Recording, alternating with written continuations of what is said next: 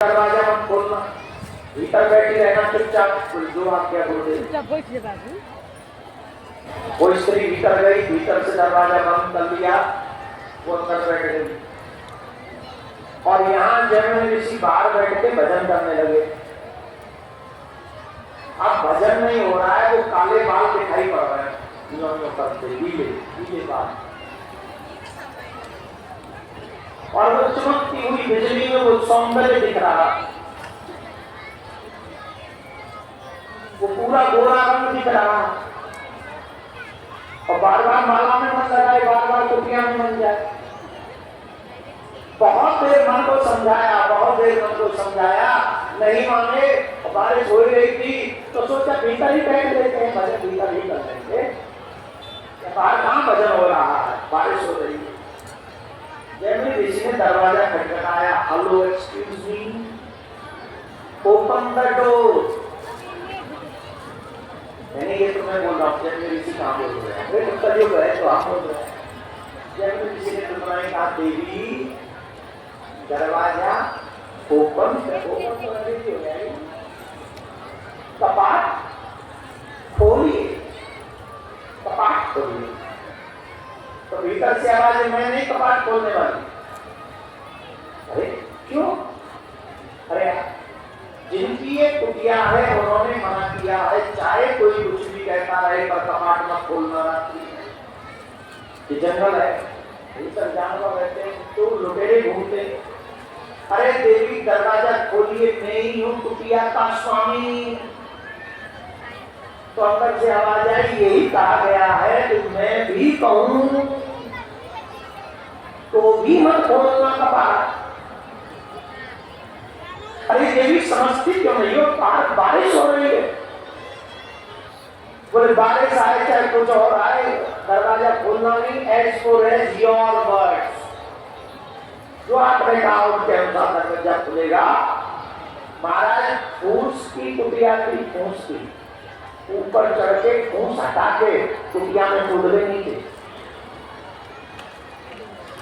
ताली बजा रही, क्या बात बता दी बजेगी? जहाँ ताली बजनी चाहिए वहां नहीं बजेगी, क्या बजेगी ताली? तो कूद गए बेटा।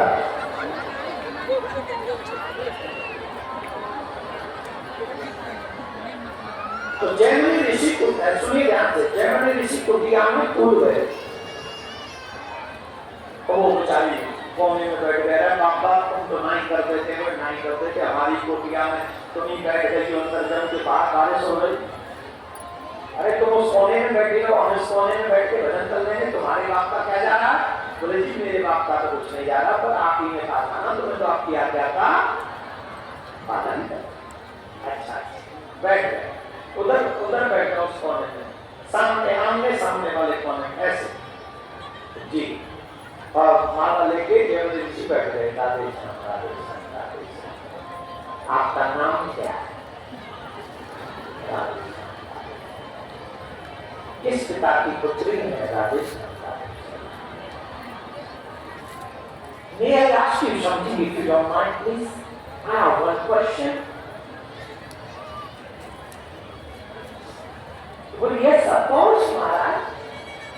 Yes, of course. आप पूछिए ना। Direct question. Are you married? शादीशुदा है? नहीं महाराज, अभी शादीशुदा नहीं। आज के जमाने में कहाँ अच्छा घर वर मिलता है, आजकल जल्दी से घर नहीं मिलता। घर मिल जाए तो बर नहीं मिलता।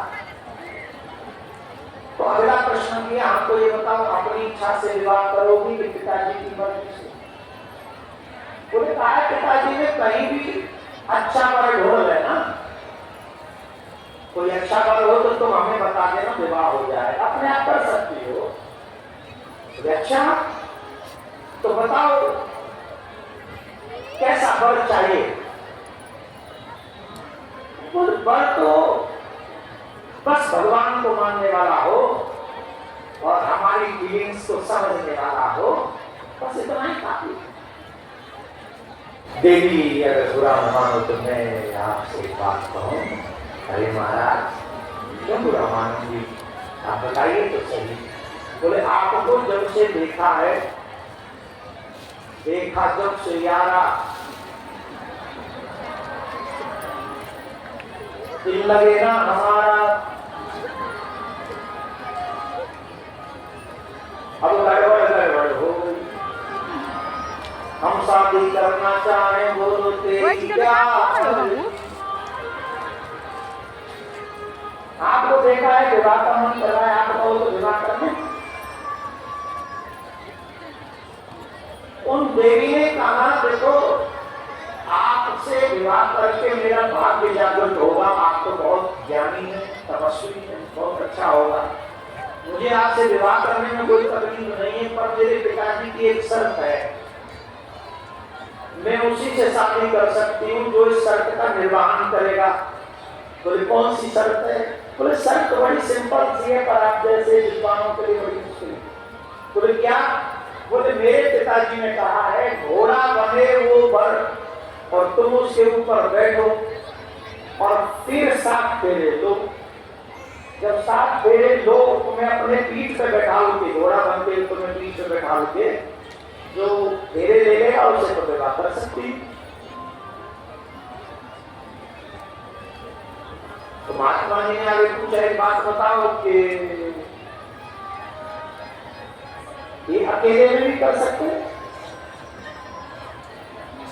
पिताजी के आगे बोले नहीं, छूट है कहीं भी।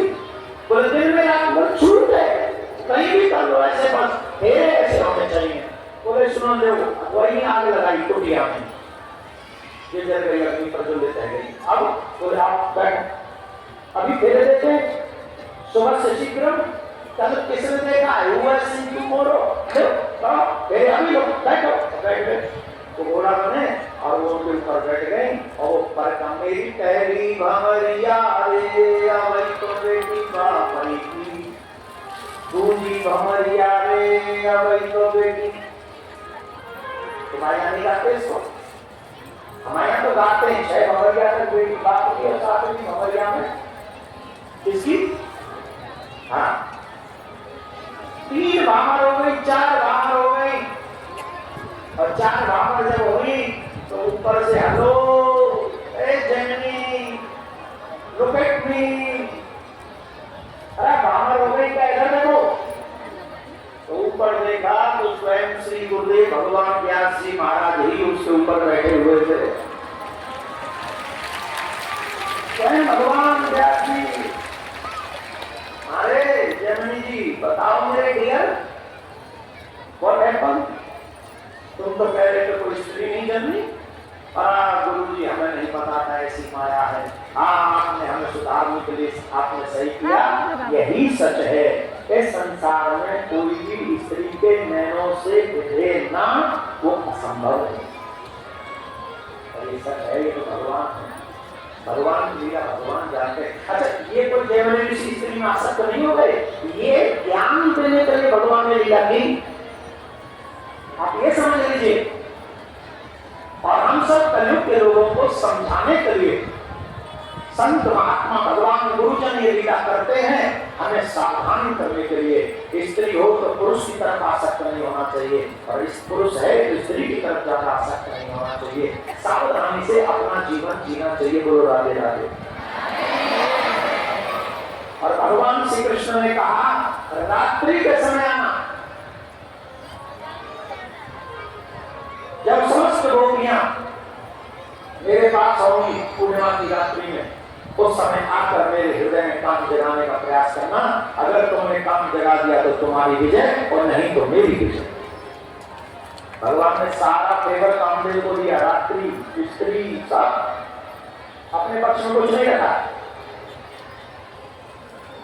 तो अब आप पहली बात तो ये समझ लीजिए, ये युद्ध भगवान श्री कृष्ण और कामदेव के बीच में है। समझ में आ गया कि नहीं? अगर इसमें रास में कहीं भी काम प्रवेश करेगा तो कामदेव जीत जाएगा और श्री कृष्ण परास्त हो जाएंगे, फिर उनकी भगवत्ता नहीं बचेगा। कामदेव ने कहा मैं ये रात्रि में आने वाली बात स्वीकार करता हूं कि मैं पूर्णिमा की रात्रि पे मैदान का युद्ध हम करें। तब भगवान ने बांसुरी वादन किया और अपने मन को तैयार किया उस रास के लिए, कामदेव को परास्त कर रहे। और जब भगवान श्री कृष्ण की ये बांसुरी बजी, ईश्वरन तुम मनश्चक्रे योग माया उपाश्रिता, भगवान ने बांसुरी वादन किया।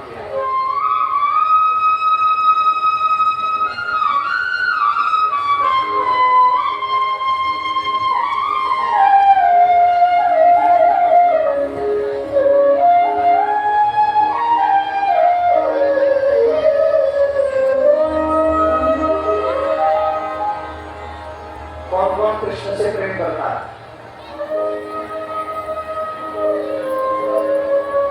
गोपियों से सीखो प्रेम किसको कहते हैं? जिस गोपी ने जिस समय कन्हैया की बांसुरी के उस धुन को सुना,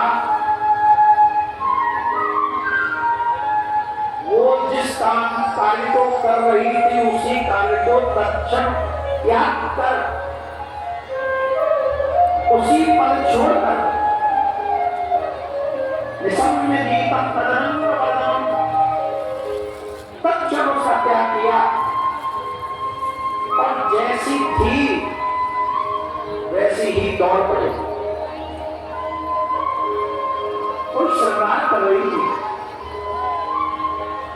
हाथ में उसके काजल का,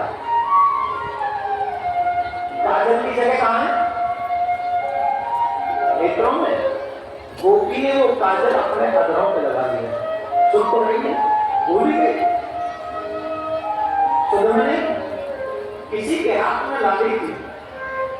लाली क्या बोलते हो? आजकल जवानी है वो यूं करके निकाल के कोई माता जो आम को छोटा सा क्या नाम है? लिपस्टिक।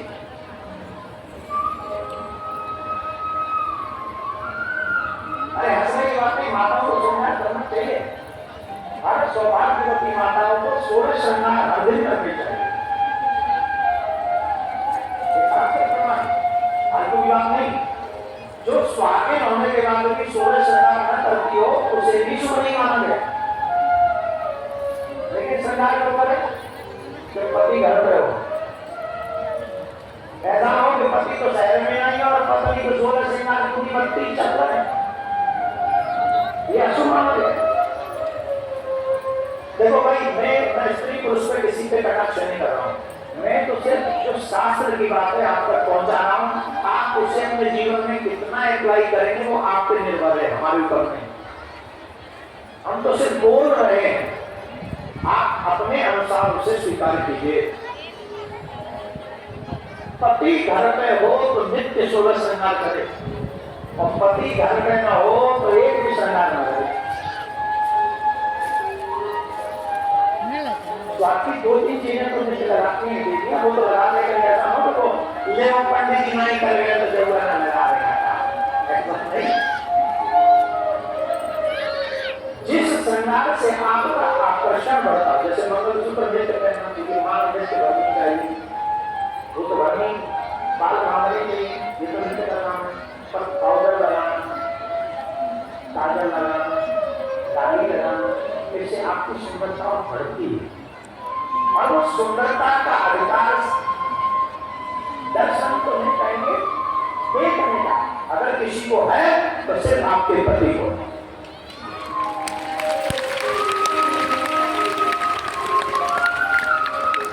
सिर्फ आपका पति वो श्रृंगार देखे और कोई नहीं।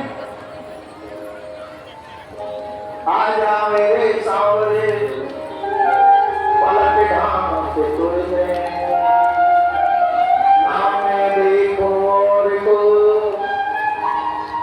कोई देखन देखे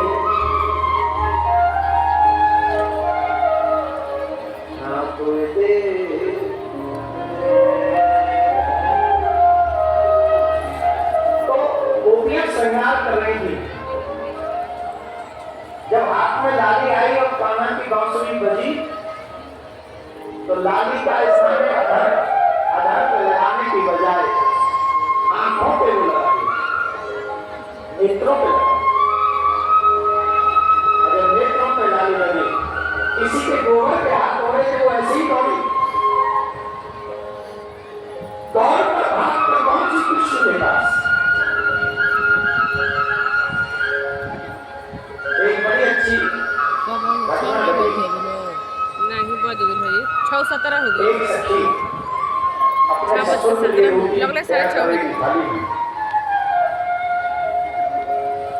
भोजन तैयार कर रही थी थाली में। तो भोजन की थाली तैयार हो गई, और जब भोजन की थाली तैयार हो गई उसी समय बंसी बजी। वो देख के चली, इतने भी बंसी बजी सभी सुर भूल गई। ससुर के आगे जाने की बजाय सीधी पहुंची कहां, गौशाला, और गौ के आगे भोजन की थाली रख दी।